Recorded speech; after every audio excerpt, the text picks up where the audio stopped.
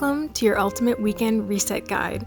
In this rejuvenating journey, we'll dive into the therapeutic art of deep cleaning, nurturing your leafy companions and revitalizing your living spaces.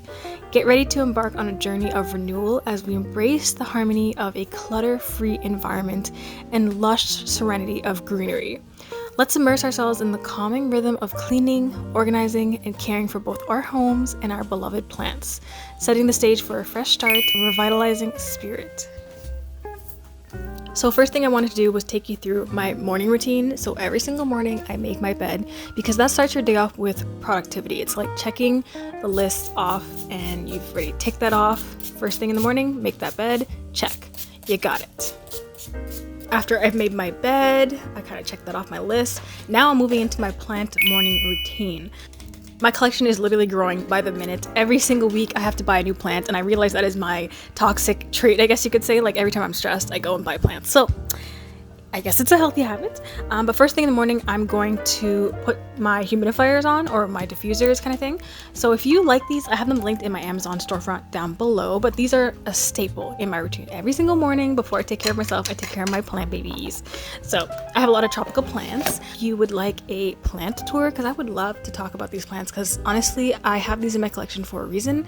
I have a lot of unique plants, a lot of beautiful plants. Let me know. Next thing I do, I put on my plant lights. So I got this off Amazon for 30 bucks. Honestly, great buy. It's bendable, you can adjust them, and this stimulates artificial sunlight. So where I live, the sun is the brightest in the morning, and then it sets in the back of my house. So there's not enough sunlight in the morning for these beautiful plants. So I had to buy this light. Second, I'm going to be tackling some laundry that I have been procrastinating for like 2 weeks now, I think, honestly. Probably a week, judging by this pile. But usually I do my laundry on the weekends, and then I just get so lazy on Sunday night. I'm like, ugh, I don't want to fold this. And I've started to make it a habit where I fold my laundry during the week instead of the weekend.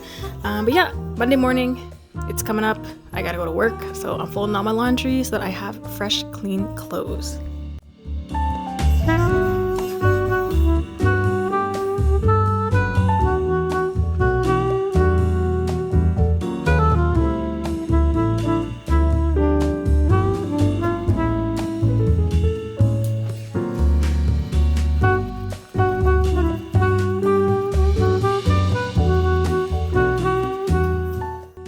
Put your hand up if you knew that your pillowcase is causing your facial acne. Did you all know that?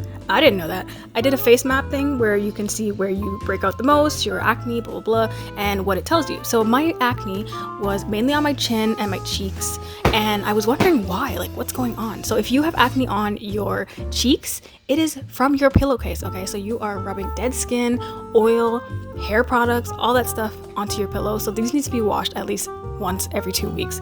So I wash my pillowcases every single week when I throw my laundry load in. They're nice and fresh. I just feel a lot better, and my acne has reduced. So did you wash your pillowcases today?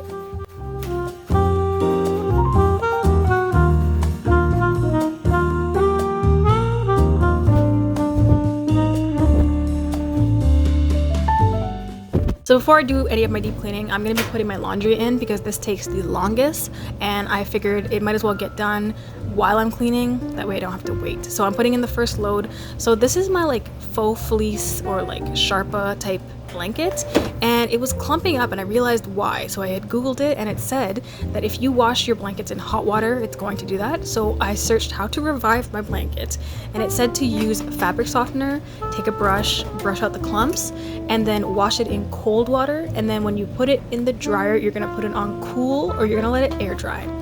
This worked, and the next time I will be brushing it out, definitely like so I can make it brand new. But literally, it came out of the wash looking brand new.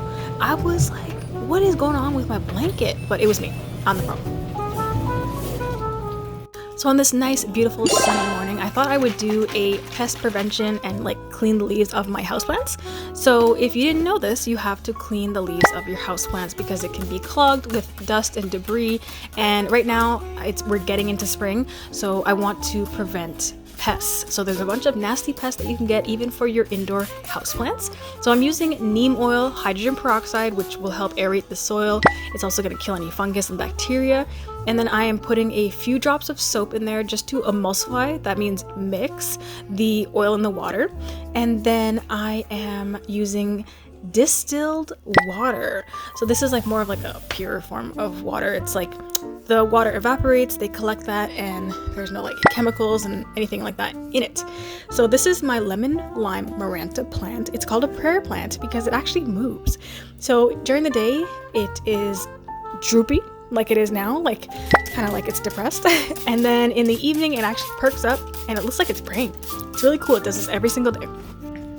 Here is my Monstera Addisoni, and it is also called the Swiss cheese plant because of the holes. So these holes in it, it's not, trust me, it's not damaged. It's actually to let the lower leaves get some sunlight. And look, my plant has a new leaf. I can't wait for it to unfurl. But also after cleaning, I'm also giving it a drink. And then I'm also putting this self-fertilizing stick into the soil so that I don't have to worry about the plant needing nutrients or it being deficient. It just takes the nutrients when it needs it. It's a self-fertilizing stick. This is my golden pothos. So this one is beautiful. It has this nice yellow kind of speckled color on it, and I just think these plants are beautiful. And I've been watching some YouTubers and their leaves are huge, and I want it to grow that big. And to do that, you just need to adjust the lighting. So the more light you give this, the more it's gonna grow. The more nutrients you give it, the more it's gonna grow. So I'm just nurturing these plants. There was some brown spots when I bought this plant, and that's just like, it's natural, it happens. It is considered a disease for the plant, but as long as it's not like completely consuming the plant, you're fine. So I just cut it off. Here is my baby Monstera Delicioso, and it is a baby because it has no fenestrations.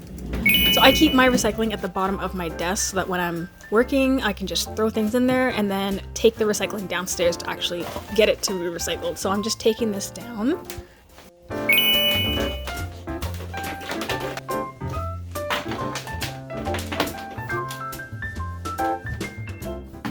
So first thing I'm doing is gathering my laundry, putting it to wash. I'm just removing all the towels that I've had there hanging for the week. I'm gonna throw that in the wash as well. And I usually keep clean towels in my closet so that I can just, switch them out. I don't particularly like keeping towels for more than a couple of weeks. I just feel like, I guess when you are showering and then you come out, you're clean. So the towels are clean, but sometimes these fall. I wash my face with it. So I wanna make sure these are not dirty. Next thing I'm doing is deep cleaning my bathroom counter. So I'm just removing everything off and I'm going to be disinfecting it. So I've been using this Barkeeper Stool product, and it's like kind of like an all-purpose cleaner, but it's mainly for like porcelain, toilets, is to like shine different things, and it has been working miracles. I honestly love it. I actually prefer the powder. I have the liquid version and I don't really like it, but I will just be getting the powder from now on. So did you know you can deodorize your carpets with baking soda? So you just sprinkle the baking soda on your carpets or your mats, let it marinate for a little bit, and then you just vacuum it up, and now your vacuum's gonna smell delicious. Okay, so this is a little trick if you want to get the smell out. Now that it's getting hotter outside, I will be taking these and kind of like hand clean them, because girl, they look like they died, right? And I just really don't want to buy new ones because I feel like it's such a waste. But I will be cleaning them, and I cannot wait to see how much dirt comes off of it. I feel like it'd be so satisfying. So I'm going in with the Barkeeper's Friend, the cleanser, and then all the Lysol Brand New Day. This one smells delicious. It smells like fruits. It's so fruity. Honestly, probably one of my new favorite scents. And then I'm just sudsing this up with the Scrub Mommy, and I just love that pink foam. I love the color. I think next time I'm gonna try something that's blue so I can make a blue foam. It's the simple things in life that I like. So I'm just sudsing that up, cleaning everything. This also acts as a disinfectant. So it's also, not only is it shining and getting rid of everything in that sink, it is just doing its thing, cleaning it up.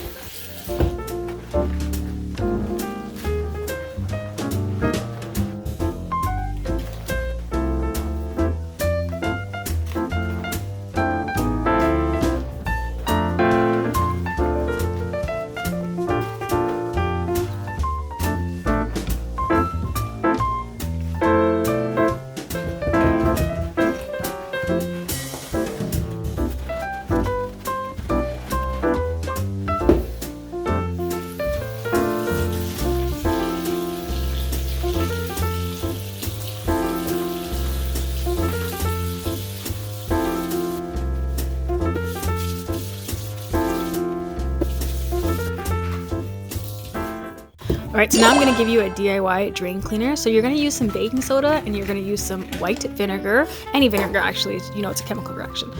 So you're just going to push the baking soda down the drain and then put the white vinegar. And if you have seen a high school experiment, it is going to like bubble up like a cauldron. And it's so freaking cool. Now, always remember to clog the drain so that you can collect that pressure from that chemical reaction and actually clear out those drains. You want that pressure. And then immediately after, you're gonna flush with hot water. So here I'm making a little basin. This is usually what I like to do. If you know, if I had a bucket, I would, but I have all these nice little bins. So I'm just making the little mixture that I'm gonna use to disinfect everything. So I am cleaning the mirrors here. So method, this one smells like peppermint. It's delicious. Sometimes I even just spray this just for fun. Just for fun because it smells so freaking good. Has anyone tried that shaving cream trick for the mirror? I've heard a lot of people say, use shaving cream and it'll clean your mirrors. Like, I'm just afraid to try it and waste it. Now moving on to the toilet, so I'm using this Lysol bleach cleanser. This one also smells like peppermint, and I just love the blue. I love the blue. Like, I need to see color in my cleansers because I like to see where they are and make sure I got everything wiped up. But then I'm also going with this Lysol bathroom foam, just spraying everything down. This one didn't have as much foam as I would like it to, but you know what, that's okay. I'm just gonna use up this bottle, and I probably won't be buying it again, but yeah.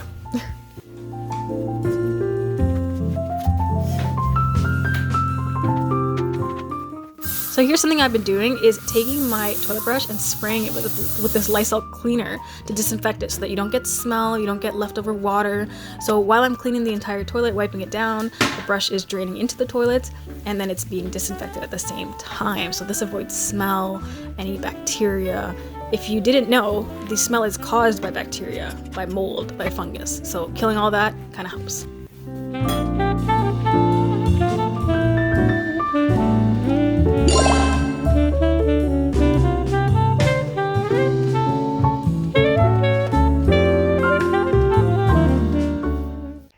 Now we're gonna tackle the bathtub and shower. So this definitely gets grimy, you know. So here I am trying the Barkeeper's Friend, the liquid version. I really did not like it that much. I thought it would be a little bit better. I don't know. But I don't know. I guess, I mean, it worked, but it just wasn't my favorite. I kind of like the powder more. So here's a trick that I learned is using this duster that I got from the dollar store to clean my bathtub. So I was breaking my back trying to clean this thing, you know, leaning down. But this is like perfect. It's like within arm's reach. And I can clean down the walls of the shower, the like edges of the shower where bacteria like to hide, any mold, stuff like that. I like to get it nice and dubbed. So I'm using a magic eraser. So this is the Javix one, and I feel like this was very flimsy. Like it actually broke apart. So I will be using the magic eraser next time, but I guess I learned my lesson. I bought it from the dollar store, but I just want to try it out. So I'm trying to get the scuffs removed from the shower and the bathtub. Now usually I use the duster to scrub this, which I will after, but I just wanted to see how much work I could do by hand before I use the duster. So I am wiping down every single surface in the shower, in the tub. You know, this is where bacteria collects. I also want to make this nice and shiny, you know, get in all those crevices. I also want to get the soap scum off of everything, the hard water stains. So yeah.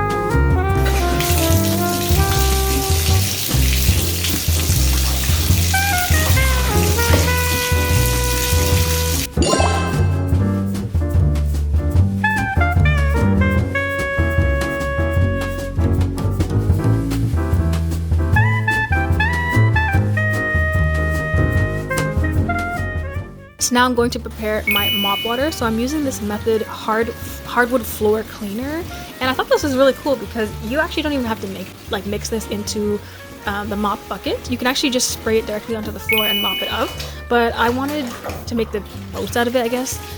So I made a little concoction. So I also put some Lysol in there because I want to disinfect.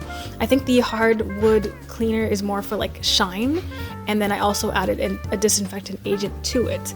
Sometimes I put vinegar, you know, depends on what I put. Sometimes bleach maybe, especially for the bathroom tiles, but yeah.